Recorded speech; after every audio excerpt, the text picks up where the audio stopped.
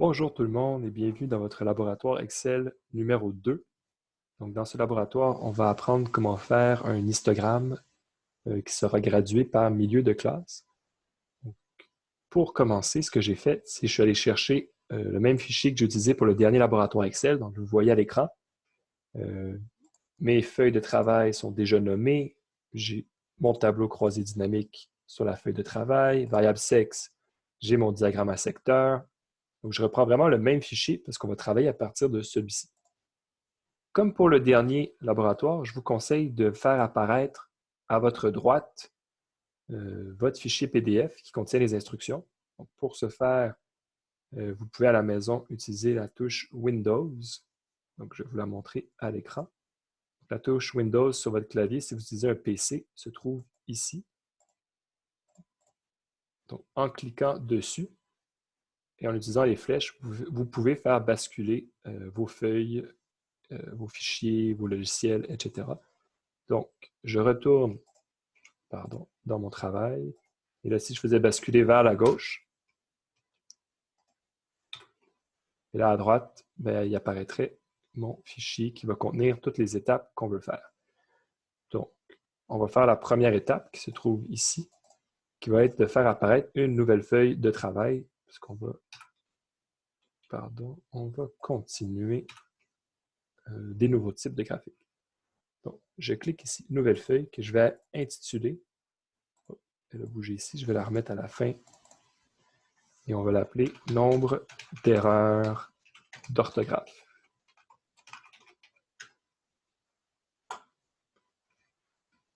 Comme pour le dernier laboratoire, on va tout de suite intituler nos variables. Donc, première variable, ça va s'appeler nombre d'erreurs d'orthographe.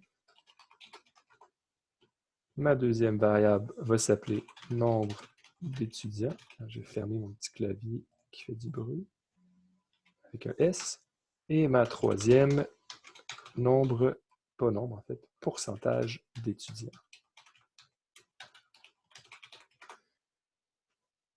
Comme pour le dernier laboratoire, on va agrandir nos colonnes de titres pour qu'on puisse bien voir tout ce qui se trouve dedans. On va avoir le nombre d'erreurs d'orthographe, on va l'agrandir un peu plus, le nombre d'étudiants et le pourcentage d'étudiants. Ensuite, qu'est-ce qu'on a besoin de faire? C'est de retourner dans notre feuille de travail parce qu'on va avoir besoin, encore une fois, du tableau croisé dynamique qui se trouve dans la colonne N à la ligne 5. Si jamais c'est un peu plus à gauche, vous pouvez aller le chercher.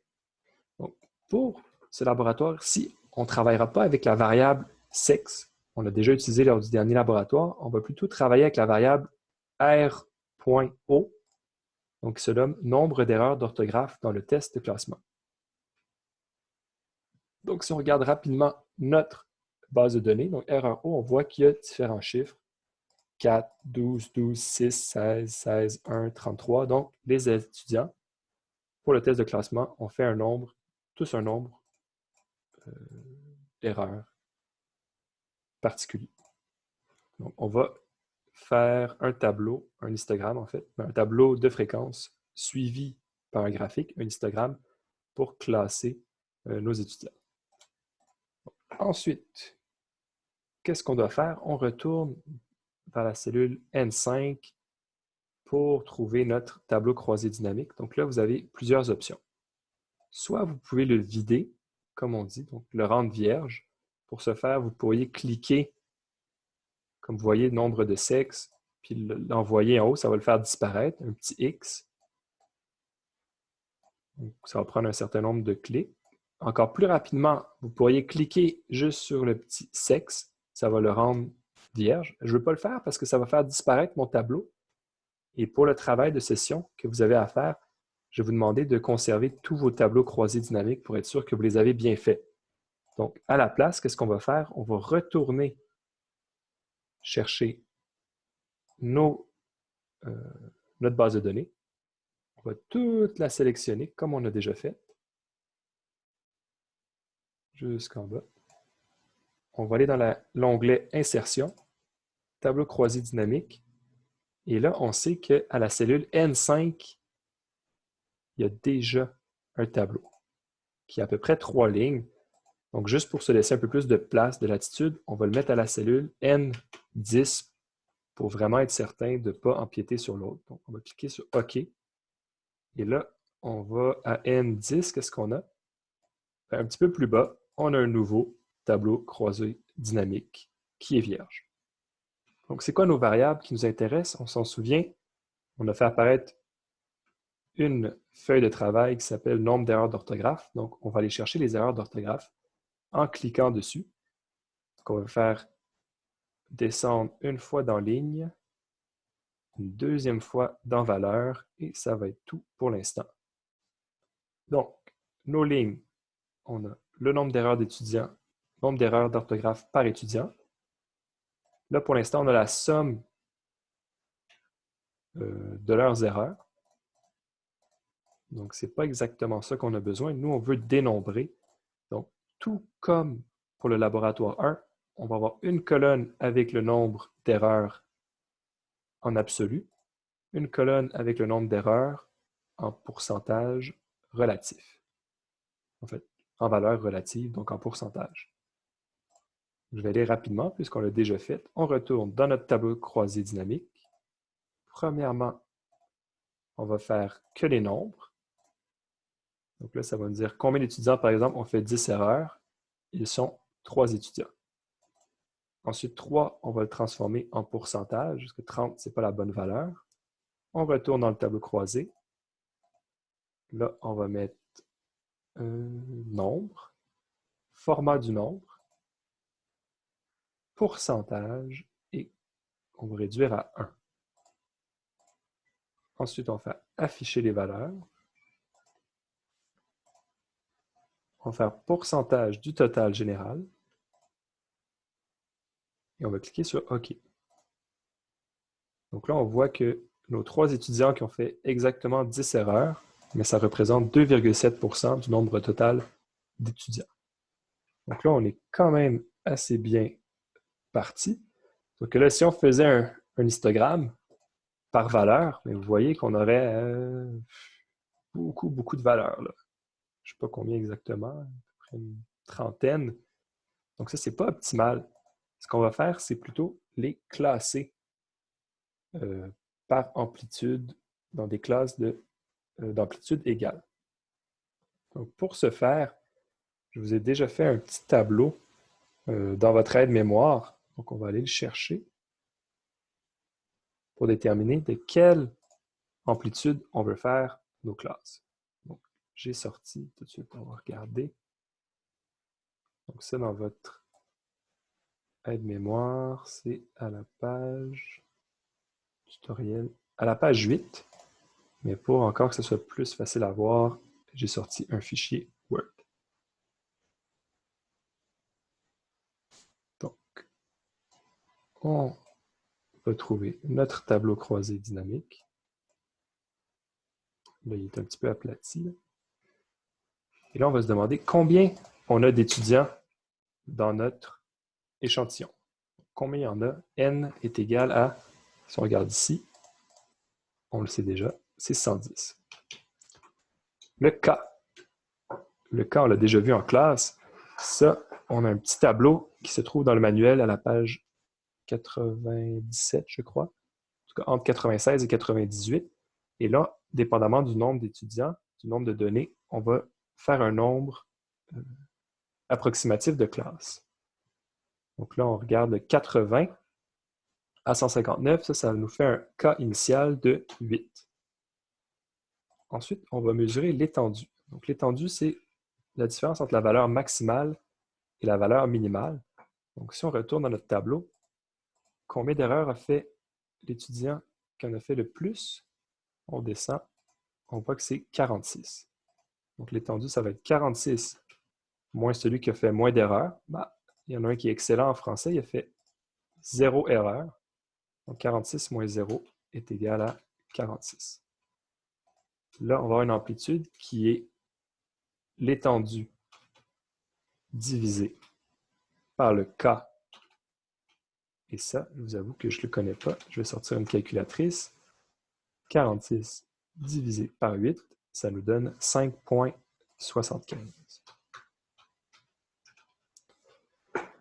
Bon. Là, on doit déterminer une valeur possible pour nos amplitudes qui fait du sens. Donc, qui est facile à interpréter pour le cerveau. Il y aurait plusieurs options. Moi, je vous conseille toujours de prendre quelque chose qui fait du sens. Donc, habituellement, c'est un multiple de 5, de 10, de 25. Mais dans certains cas, ça pourrait être autre chose.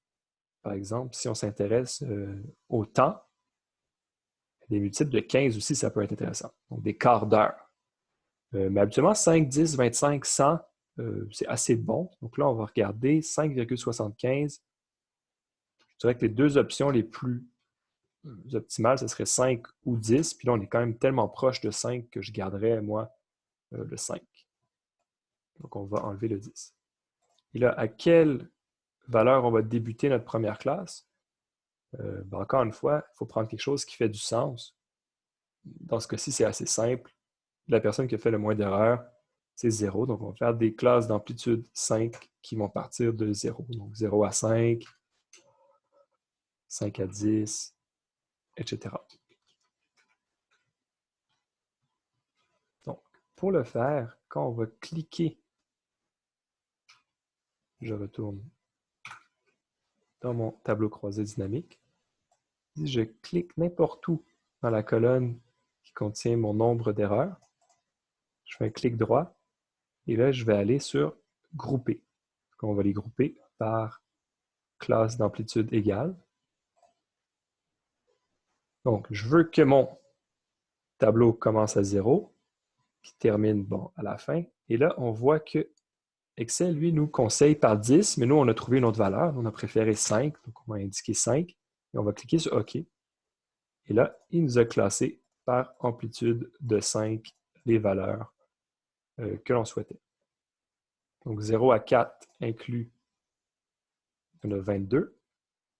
5 à 9, ils sont 22, etc. Et là, on a aussi les pourcentages.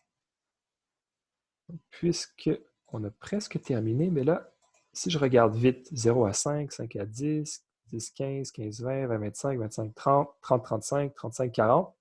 Puis là, il me manque 40 à 45. Ça peut arriver. Excel ne le calculera pas automatiquement si vous avez une classe qui est vide.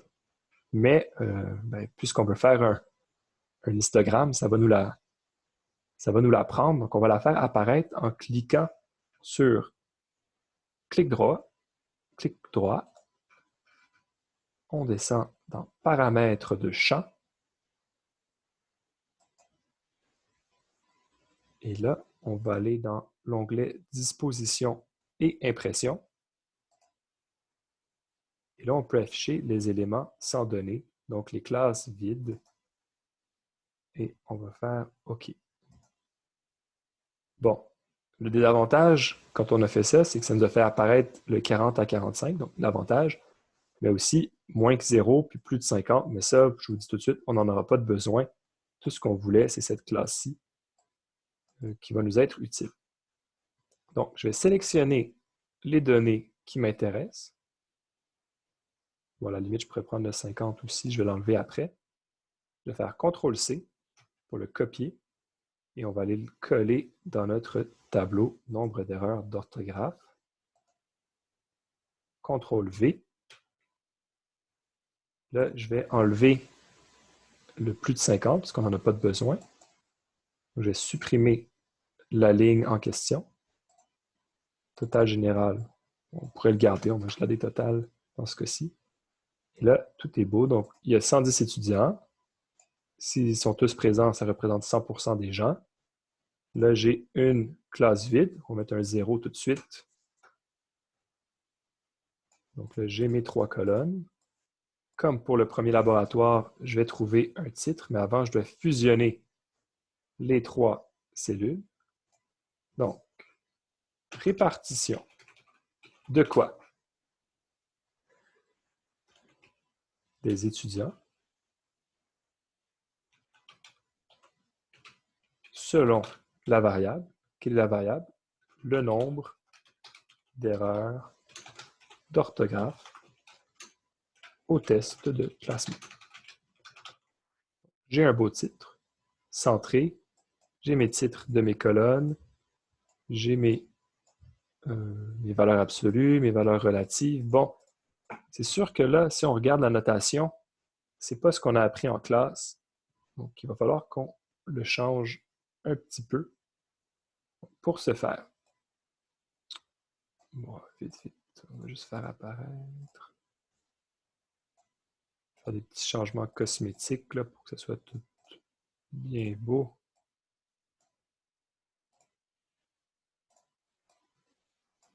Rapidement. Bon.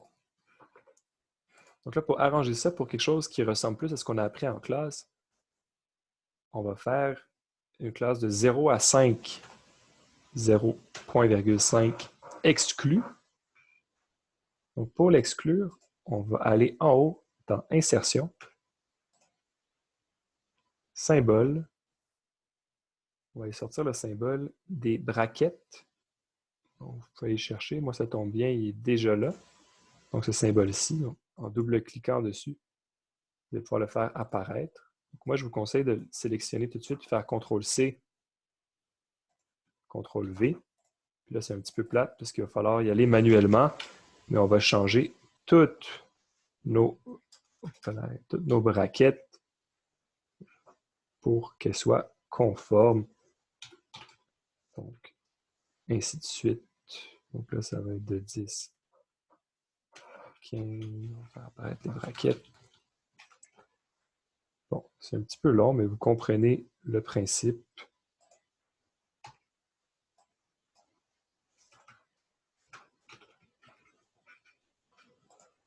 Bon, je ne ferai pas au complet, là, mais vous voyez ce qu'il faut faire.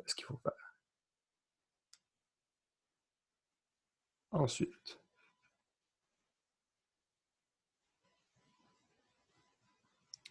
c'est pas mal terminé pour cette étape-ci. Donc, pour faire notre tableau de fréquence, bon, je vais quand même le finir, là, ça ne sera pas bien long.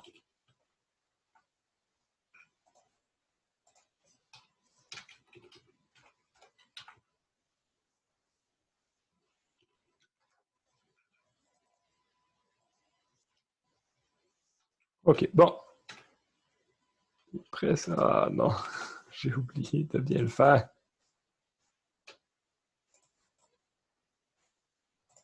OK, bon, c'est fini. Donc, on a un beau tableau. On va tout centrer les données dans Accueil. Ah, ils sont déjà centrés. Donc, c'est terminé pour notre tableau. Maintenant, on va regarder comment faire le fameux histogramme par milieu de classe. Donc, ça va être un petit peu plus compliqué. Donc, avant même de commencer, on va cliquer sur le petit plus en bas pour faire apparaître une nouvelle feuille qu'on va appeler graphique. On va pouvoir placer tous nos graphiques. Donc, vous pouvez le faire sur la même feuille, ce n'est pas trop grave. Ensuite, je vais sélectionner mon tableau pour l'amener sur la feuille des graphiques. Bon, là, ça a un petit peu changé ma mise en page. C'est réparé. Là, puisque notre tableau va être, pas notre tableau, pardon, notre graphique va être gradué par milieu de classe, il faut rajouter cela. Donc, vous vous demandez peut-être pourquoi on fait ça. Malheureusement, Excel a vraiment beaucoup de difficultés à faire un histogramme comme on aimerait, vraiment par les bonnes amplitudes. Donc, le truc qu'on a trouvé, un des trucs les plus simples qui existent, c'est de rajouter les milieux de classe. Je vous rappelle la formule des milieux de classe, c'est la limite supérieure, donc 5, moins la limite inférieure divisée par 2. Donc, vous pourriez faire égal pour que Excel fasse les calculs. Donc 5 moins 0, entre parenthèses, 5 moins 0, divisé, dans Excel, le divisé, c'est la barre oblique, 2, ça donne 2,5. Si on préfère égal 5 plus 10, je dis moins tantôt, mais c'est plus, divisé par 2, ainsi de suite. Donc, à la place de refaire le calcul plein de fois, Excel est quand même assez intelligent. Si vous sélectionnez les deux premières cellules, et là, vous allez avoir l'option dans le coin inférieur droit. Ah non, ça n'a pas marché. On va en faire un autre, voir si là, ça va-tu marcher mieux? Non, ok. Ben, laissez faire. Ça ne fonctionne pas. Habituellement, Excel, il comprend si on veut faire juste des bons. Ok, bon. Si on met la formule, ça ne fonctionne pas. Mais si vous mettez uniquement les valeurs, par exemple, entre 15 et 20, le milieu de classe, c'est 17,5. Entre 20 et 25, c'est 22,5. Donc, si vous mettez uniquement les valeurs, vous sélectionnez les cellules qui contiennent les valeurs, vous cliquez là et vous descendez. Il va faire lui-même les bons de 5. Il va comprendre. Un petit truc la prochaine fois, donc peut-être pas besoin de faire le calcul, juste mettre 2,5, 7,5, etc. Donc, on a nos milieux de classe, on a nos valeurs absolues, nos valeurs relatives. Là, on va faire un petit truc qu'on a appris dans le laboratoire 1. C'est pas prendre toutes les données, mais prendre juste une partie. Donc, pour ce faire, vous allez sélectionner vos données de milieu de classe, cliquez sur Contrôle, ensuite prendre les pourcentages. Vous auriez pu prendre des valeurs relatives, c'est pas valeurs absolues, pardon, c'est pas très grave. Et là, on va insérer un histogramme. Donc, on va aller sur Insertion en haut. On va aller dans la section graphique. Ils n'appellent pas ça histogramme ou histogramme 2D. Là, le problème, c'est si vous prenez juste ceux qui sont recommandés, ils vous donnent toutes sortes d'options qui ne sont pas les bonnes. Donc, ce qu'on va faire, ça va être jusqu'en bas et cliquer sur Autre histogramme. Et là, il va nous donner différentes options. Si on les regarde rapidement, on voit bien, ah, nos milieux de classe sont là, les pourcentages sont là, donc c'est celui-ci qu'on veut. Donc, on va faire OK. Et là, on a un beau graphique qui vient d'apparaître. On va l'agrandir. On va regarder rapidement un scalaire conforme. Donc, 2,5, 7,5, oui, 20%, tout est beau. Donc là, si vous vous rappelez l'histogramme, une des particularités, c'est qu'il faut que les barres se touchent, ce qui n'est pas le cas en ce moment. Donc, vous pouvez double-cliquer n'importe où sur le graphique. On va aller en haut, et là, dans Dispositions rapides, il y en a plusieurs dispositions un peu prédéfinies. Et nous, on va prendre la 8e, celle-ci, qui va nous donner des belles barres toutes collées les unes sur les autres. Bon, c'est sûr que là, il n'est pas encore très, très beau, donc on va faire des petits changements cosmétiques.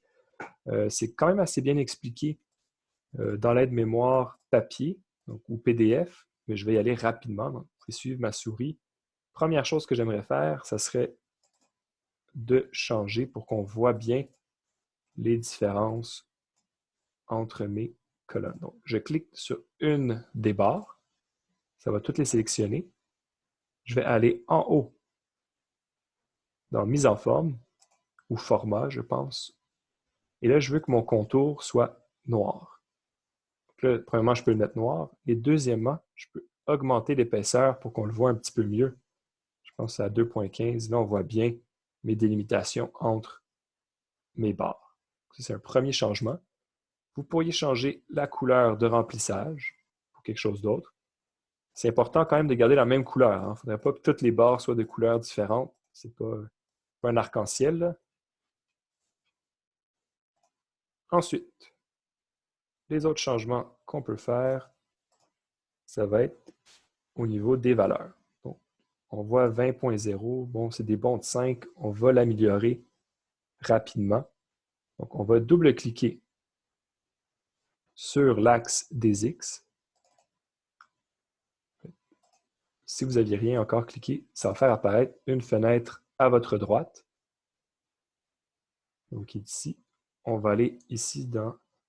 Oups, je clique sur ça, ça va faire apparaître des options d'axes. Et là, on va aller dans Nombre. Oui, on veut des pourcentages, mais on ne veut pas de décimales parce que ce n'est pas très beau. Et là, vous voyez, les décimales ont disparu. Ensuite, on va descendre ici pour l'axe en bas. Donc, en double-cliquant sur les valeurs, ça va nous faire apparaître nos options d'axe. Là, on va aller dans Graduation. On va faire apparaître des graduations à l'extérieur. Je sais qu'on ne les voit pas très bien, ils sont assez pâles, mais ça va faire apparaître des petites lignes pour vraiment qu'on voit que le 17.5 représente notre milieu de classe. Donc, ça, c'est fait. Ensuite, on va aller cliquer sur... on va recliquer à gauche sur notre axe des X en double-cliquant. Ça va nous faire apparaître nos formats de l'axe. Cette fois-ci, on va aller dans Effet, qui est le deuxième ici. On va aller dans Barre estompée. Présélection. On va cliquer sur Aucun. Ah, ça n'a pas fonctionné.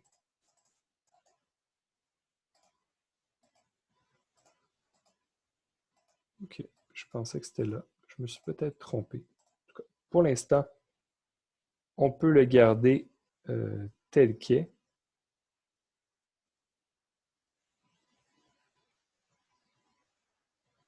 Attendez, je vais vérifier quelque chose.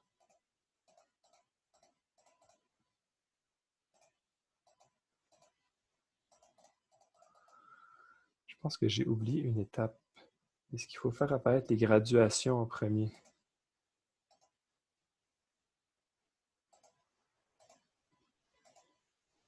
OK.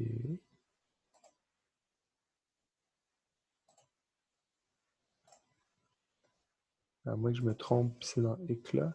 Non. En tout cas, c'est pas trop grave parce que pour l'instant...